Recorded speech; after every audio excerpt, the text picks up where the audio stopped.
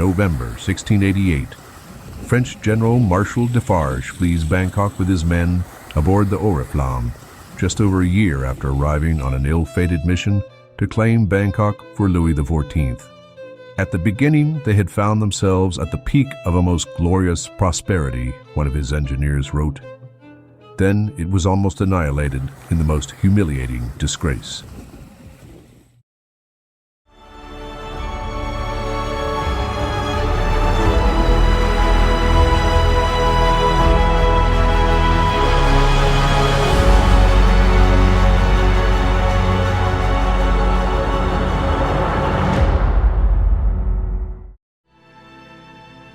Bangkok. Thailand's vibrant capital offers visitors a rich tapestry of ornate temples, gleaming skyscrapers, irresistible shopping, mouth-watering cuisine, and bustling street life, most of it spreading east from the banks of the winding Chao Phraya River all the way to the city's two busy international airports. What most people don't know is that where Museum Siam now stands, there was once a huge French fortress. Commissioned in 1685, it was never completed, and the arrival of its French occupants sparked a revolution that ended with France's ouster and a bloody coup. In those days, Bangkok was part of a kingdom whose cosmopolitan capital lay dozens of kilometers to the north, in Ayutthaya. By the mid-1600s, a succession of kings had used foreigners to boost their power and position on the trade route between Asia and Europe. Portuguese, Japanese, and Dutch all served in Siam's army. More kept coming. English merchants arrived in 1612, and the fall of China's Ming dynasty drew a fresh wave of Chinese immigrants. When King Narai seized the throne in 1656, he enlisted help from the Dutch. But Narai soon worried the Dutch were growing too powerful, a fear confirmed in 1663 when the Dutch blockaded the Chao Phraya River to defend their monopoly on hide exports. To check them, King Narai courted their rivals. He cultivated ties with China's new Qing dynasty and with the Dutch Republic's European rival, France. French Jesuits had just arrived in Ayutthaya, and Narai granted them land for a seminary and a church. In 1681, he even named a French missionary governor of the island of Phuket. But then King Narai entrusted his diplomacy to another foreigner, a 34-year-old Greek working for England's East India Company. In the few years since arriving in Siam, Constantine Phaulkon had mastered the language and used his East India Company connections to land a top job in Narai's trade ministry. Phaulkon rose rapidly at court, becoming King Narai's top advisor with a royal title, Chao Phraya Wichayen. Phaulkon didn't forget his East India Company pals, placing them in charge of the port Mergui in what is now Burma, to promote trade with England at the expense of Indian traders. But Phaulkon's plan backfired. After manning their Siamese ships with English sailors, Phaulkon's friends launched pirate raids in the Bay of Bengal. When they started commandeering ships from the English port Madras, the East India Company declared war. In 1687, Madras sent 2 warships to Mergui. Then, when their captains went ashore to negotiate Phaulkon's friends' surrender, Siam's local governor sensed the foreign conspiracy, attacked Mergui, and massacred the English on both sides. Phaulkon must have sensed early on that his English strategy was doomed.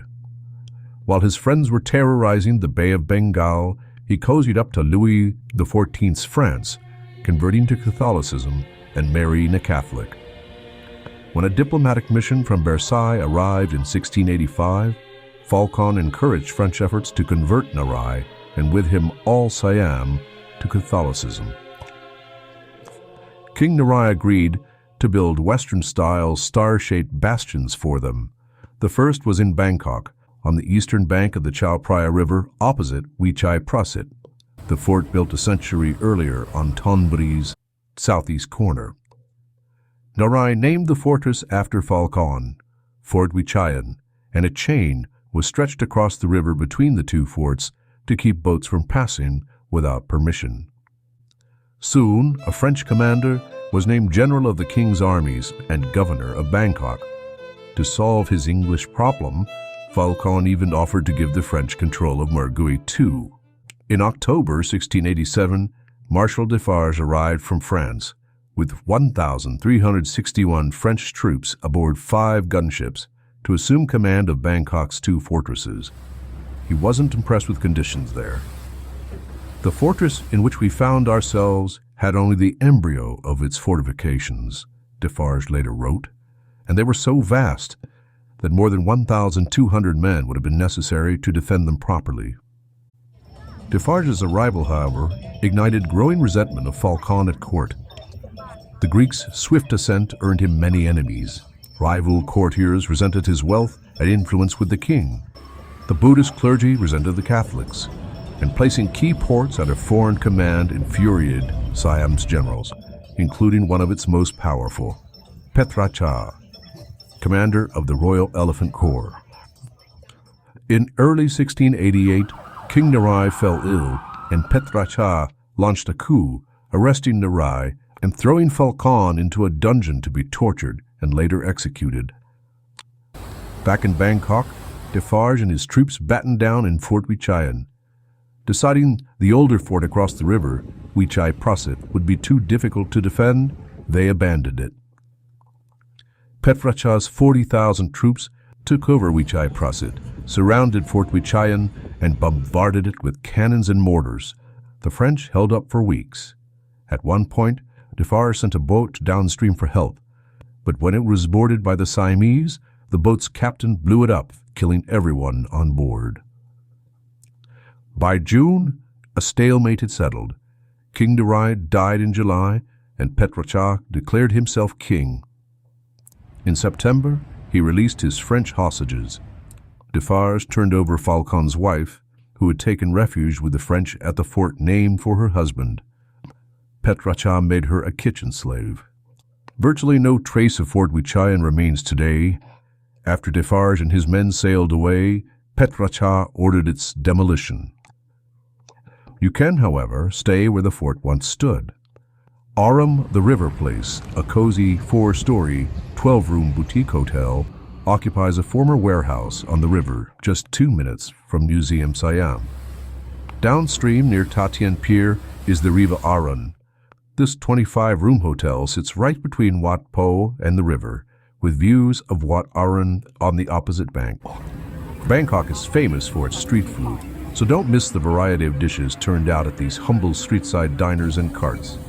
Just order, grab a fork and spoon from the box on your table, and dig in. You pay the bill after you eat. For a more refined experience, don't miss a chance to dine at Hor Samut.